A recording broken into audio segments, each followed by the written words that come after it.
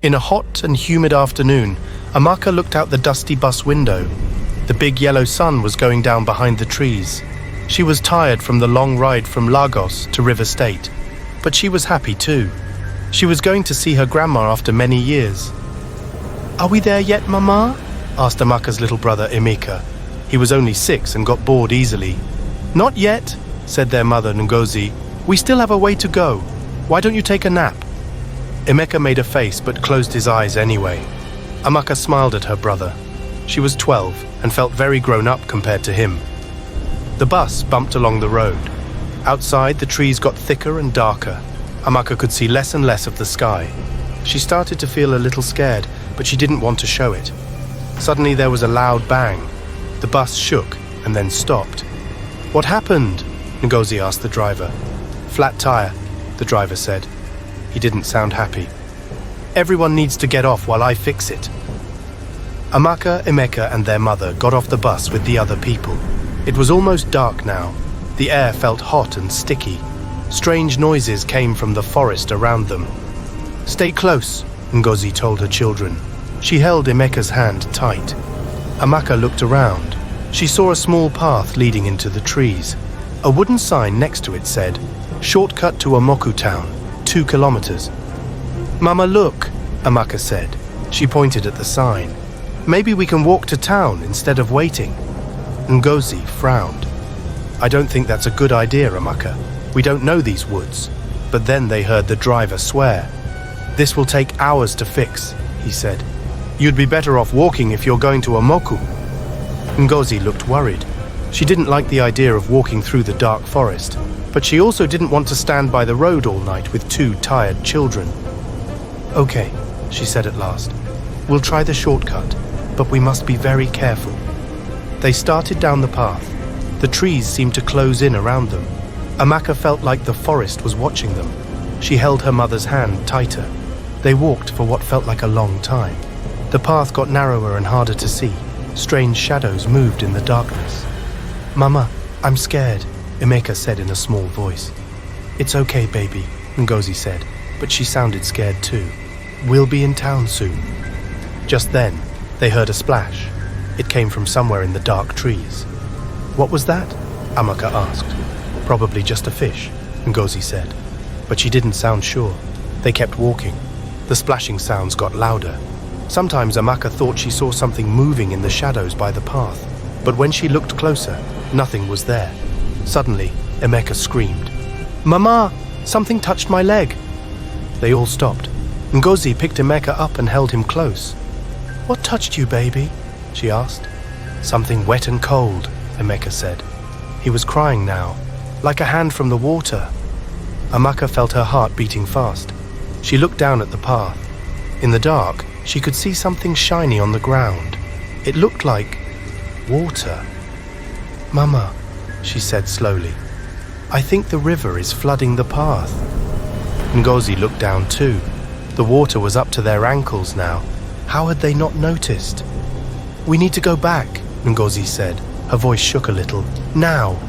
They turned around, but the path behind them was gone. All Amaka could see was dark water and trees. "Which way did we come from?" she asked. She tried not to sound as scared as she felt. Ngozi turned in a circle, holding Emeka tight. I don't know," she said.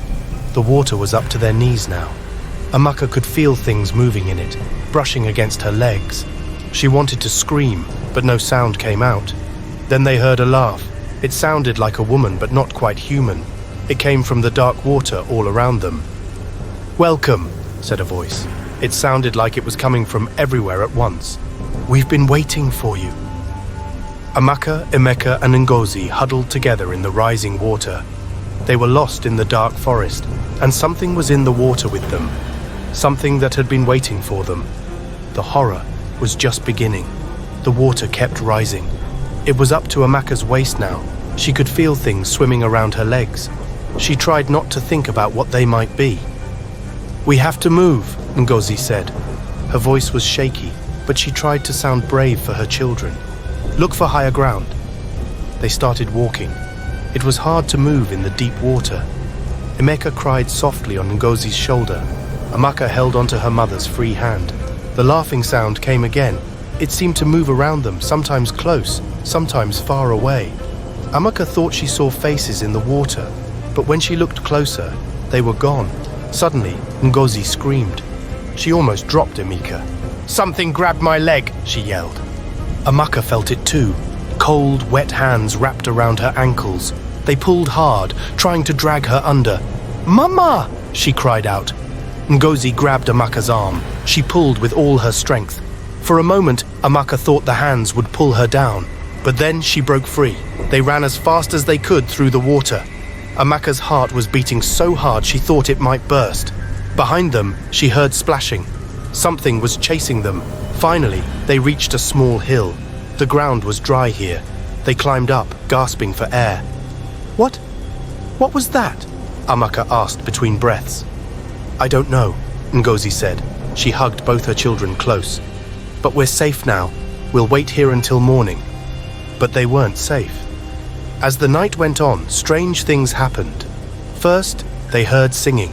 It was the most beautiful sound Amaka had ever heard. It made her want to go back into the water.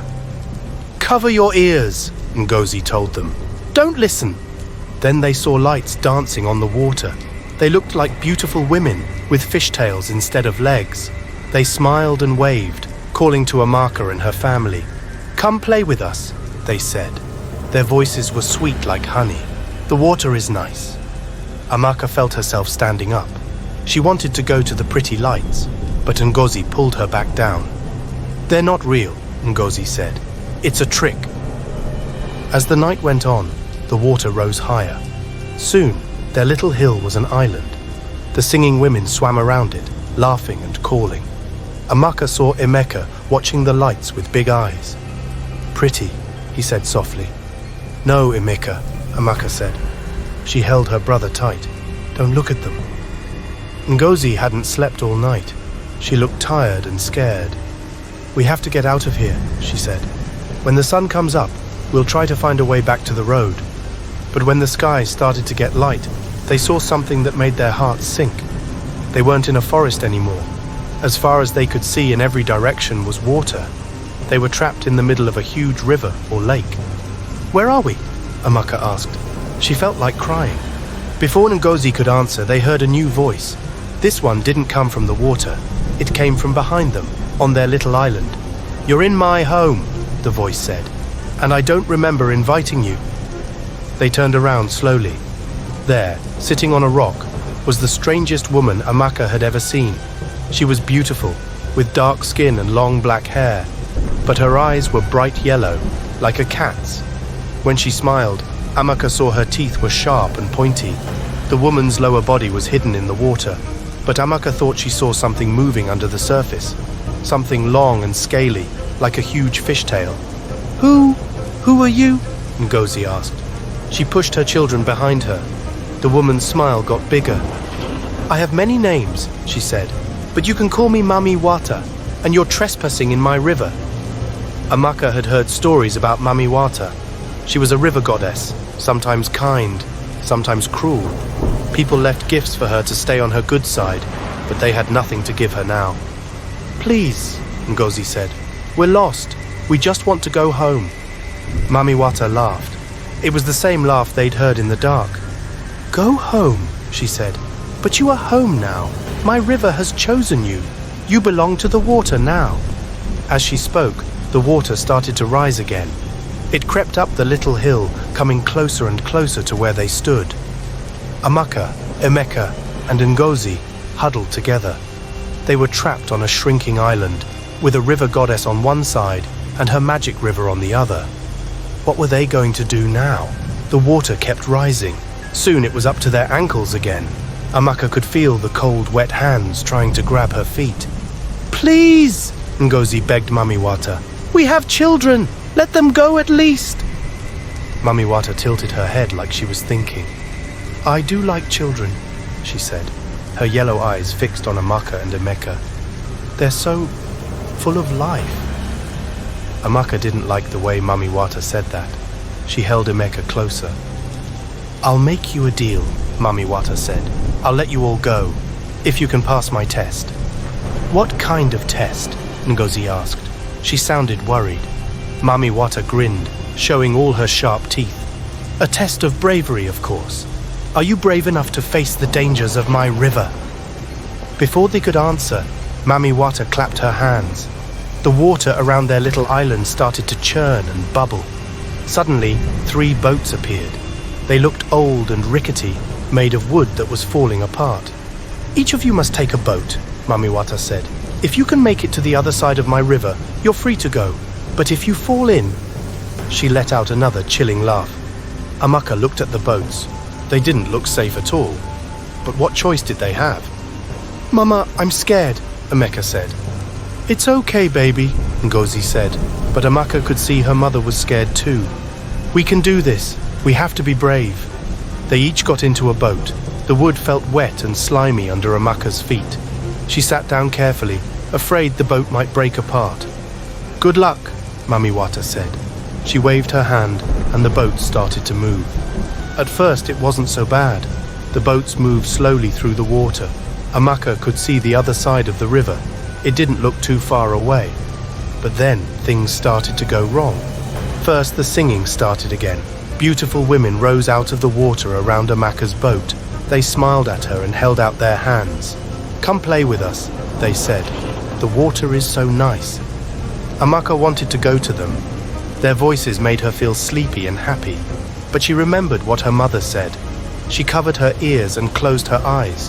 When she opened them again, the women were gone. But now the water was getting rough. Big waves rocked her little boat. Amaka held on tight, trying not to fall out. She looked for her mother and brother. Ngozi's boat was far ahead. Emeka's was behind, almost hidden by the waves. Suddenly, Amaka heard a scream. It was Emeka. She turned and saw his boat was sinking. Emeka was in the water, splashing and crying. Without thinking, Amaka jumped into the water. It was cold and dark. She could feel things swimming around her, touching her legs, but she ignored them and swam to Emeka. "Hold on!" she yelled. She grabbed her brother and pulled him close. But now they were both in the water. The river tugged at them, trying to pull them under. Amaka kicked hard, trying to keep their heads above water. Then she felt something big swim past her legs. She looked down and saw a huge shape in the water. It looked like a giant catfish, big enough to swallow them whole. Amaka screamed. She tried to swim away, but the giant fish was too fast. It circled them, getting closer and closer. Just when Amaka thought it was over, she heard her mother's voice. "Amaka! Emeka! Over here!" Ngozi had turned her boat around. She was coming back for them. Amaka swam as hard as she could, pulling Emeka with her. The giant fish was right behind them. Amaka could feel it getting closer. Its huge mouth opened, ready to snap them up. At the last second, Ngozi reached out and grabbed them. She pulled them into the boat, just as the fish's jaws closed where they had been. They all hugged each other, wet and shaking, but alive. Amaka had never been so happy to see her mother, but their troubles weren't over. The boat was small and weak. With all 3 of them in it, it started to sink. "We'll never make it," Ngozi said. She looked at the far shore. It still seemed so far away. Then Amaka had an idea. "Mama," she said, "remember the story you used to tell us? About the turtle who carried people across the river on his back?" Ngozi nodded. "Yes, but that was just a story." "Maybe not," Amaka said. She leaned over the side of the boat. "Hello," she called into the water. "Mr. Turtle, are you there? We need help." For a moment, nothing happened. Then they felt something bump the bottom of the boat. A huge shell rose out of the water. It was a turtle, bigger than their boat. "Hello, little ones," the turtle said in a deep, kind voice. "Did someone call for a ride?" Amaka, Emeka, and Ngozi couldn't believe their eyes. But they didn't waste time. They carefully climbed onto the turtle's back. "Hold on tight," the turtle said. Then it started swimming, faster than any boat. The magic of the river tried to stop them. The singing women appeared again. The giant fish chased them, but the turtle was too smart and too fast. Finally, they reached the other side of the river. They climbed off the turtle's back onto dry land. "Thank you," Amaka said to the turtle. The turtle winked at her. "Always happy to help brave children," it said. Then it disappeared back into the water. They turned to look at the river. On the other side, they could see Mami Wata. She didn't look happy. "You passed the test," she called across the water. "You're free to go. But remember, the river is always watching. It might call you back someday." Then she sank into the water and was gone. Amaka, Emeka, and Ngozi hugged each other again. They were safe, but they knew they'd never forget their night in Mami Wata's river. As they walked away from the river, they saw lights in the distance. It was Omoku town. They were almost at Grandma's house. But Amaka knew that from now on, she'd always be careful around rivers, and she'd never ignore a sign that said, "No swimming again." The sun was just coming up when Amaka, Emeka, and Ngozi reached Grandma's house in Omoku town. They were wet, tired, and still shaking from their adventure. Grandma opened the door and gasped. "What happened to you?" she asked, her eyes wide with worry. Ngozi tried to smile. "We had some trouble on the way," she said. "Can we come in and rest?" Grandma hurried them inside. She gave them dry clothes and hot tea. As they sat around her small table, Amaka told her about their night in Mami Wata's river. Grandma listened quietly, her face getting more serious with each word. When Amaka finished, Grandma shook her head. "You're lucky to be alive," she said. "Mami Wata doesn't usually let people go." "You mean, you believe us?" Emeka asked. He sounded surprised. Grandma nodded. "Of course I do. The spirits are real, even if most people don't see them anymore." She got up and went to an old trunk in the corner of the room. After digging around for a bit, she came back with something in her hand. "Here," she said, giving each of them a small cloth bag on a string. "Wear these. They'll keep you safe from river spirits." Amaka put the bag around her neck. It smelled like herbs and felt warm against her skin. "Thank you, Grandma," she said. They spent the next few days resting at Grandma's house, but strange things kept happening. Amaka would hear singing at night, even though the river was far away now. Sometimes when she looked in mirrors or still water, she thought she saw yellow eyes looking back at her. Emeka had bad dreams. He'd wake up crying, saying the fish people were trying to pull him into the water. Even Ngozi seemed jumpy. She wouldn't let the children go near water, not even to take a bath. They had to use buckets instead. On their third night at Grandma's, Amaka woke up feeling thirsty. She went to the kitchen to get some water. But when she turned on the tap, the water came out dark and muddy. Then she heard a voice coming from the drain. "We're waiting for you, Amaka," it said. It sounded like Mami Wata. "Come back to the river. Come home." Amaka screamed and ran back to bed. The next morning, the tap worked fine. The water was clear, but Amaka knew what she'd heard. That day, Grandma took them to see a wise man in the village. People called him the medicine man. He lived in a small hut filled with strange smells and stranger objects. The medicine man listened to their story. Then he looked at each of them for a long time, like he was seeing something nobody else could. "Mami Wata has marked you," he said at last. "The river wants you back." "But we passed her test," Ngozi said. "She said we could go." The medicine man shook his head. "The spirits don't think like we do. To them, you're still part of the river." "What can we do?" Amaka asked. She was scared, but she tried to sound brave. The medicine man thought for a moment. Then he said, "There is a way to break the river's claim, but it won't be easy." He told them they needed to go back to the river. Not the magical river where they'd met Mami Wata, but the real Omoku river that flowed near the town. "You must go at midnight," he said. "Each of you must throw something precious into the water, a gift for the river. Then you must say these words, 'River, I give you this gift.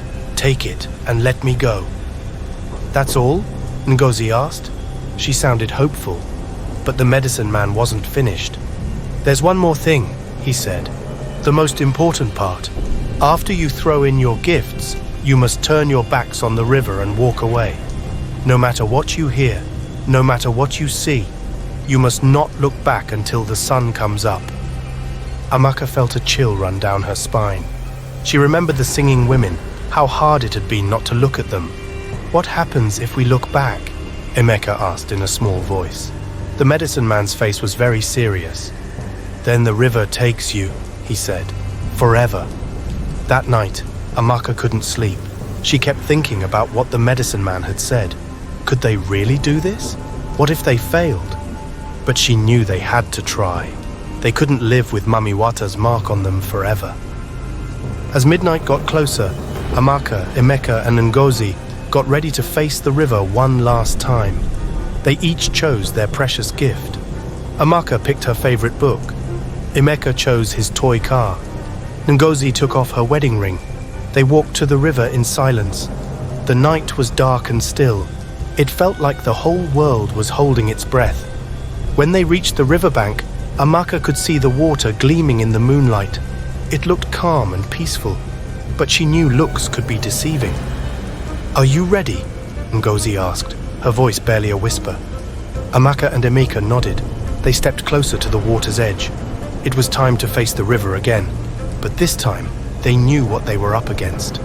This time they had a plan. Amaka took a deep breath.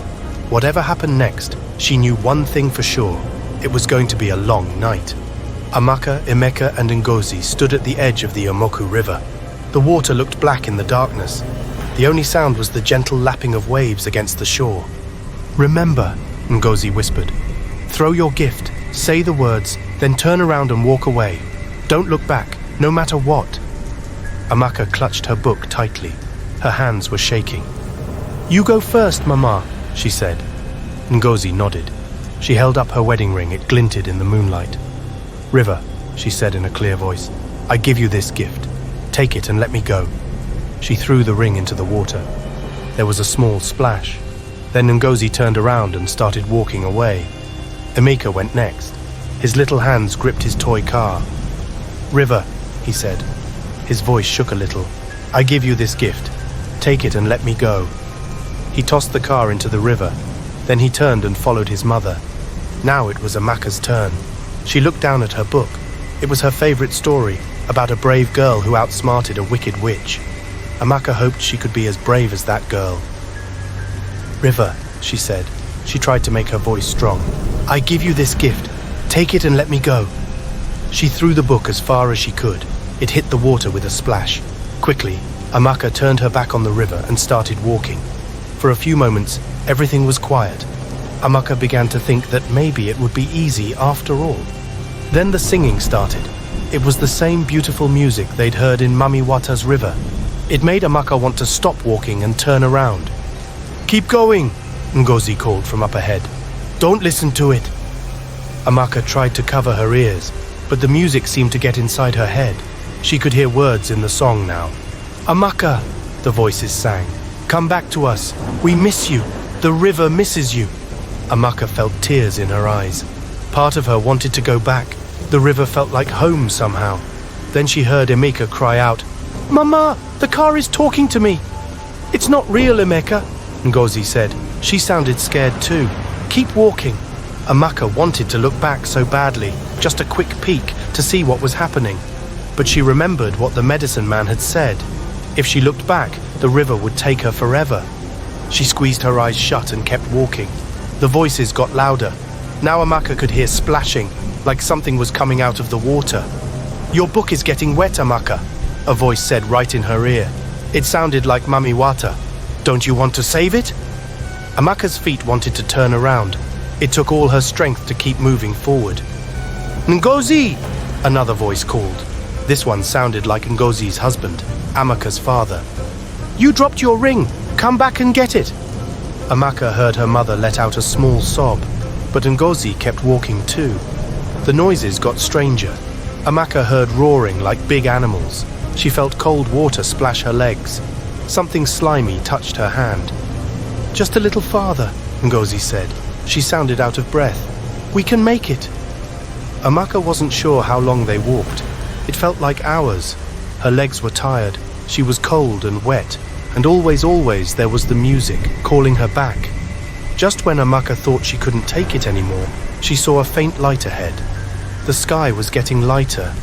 Was it finally morning? "Run!" Ngozi yelled. They ran as fast as they could. The noises behind them got louder. Amaka felt like something was right behind her, about to grab her. Then suddenly the sun peeked over the horizon. Light flooded everything. All at once the noises stopped. The feeling of being chased went away. Amaka, Emeka and Ngozi stopped running. Slowly, carefully they turned around. The river was far behind them now. In the morning light it looked normal. Just water flowing between banks. No singing women. No giant fish. No Mami Wata. They had done it. They had escaped the river's call. Ngozi hugged her children tight. They were all crying, but they were happy tears. "Let's go home," Ngozi said. As they walked back to Grandma's house, Amaka felt different. Lighter somehow. The mark of the river was gone. She was free, but she knew she'd never forget her adventure. She'd always remember the night they faced Mami Wata and won. From that day on, Amaka was more careful around water, but she wasn't afraid of it anymore. She knew now that she was strong enough to face any challenge, even one from the spirit world. And sometimes on quiet nights, she thought she could still hear the river singing. But now, instead of feeling scared, it made her smile. It reminded her of the brave girl she'd become.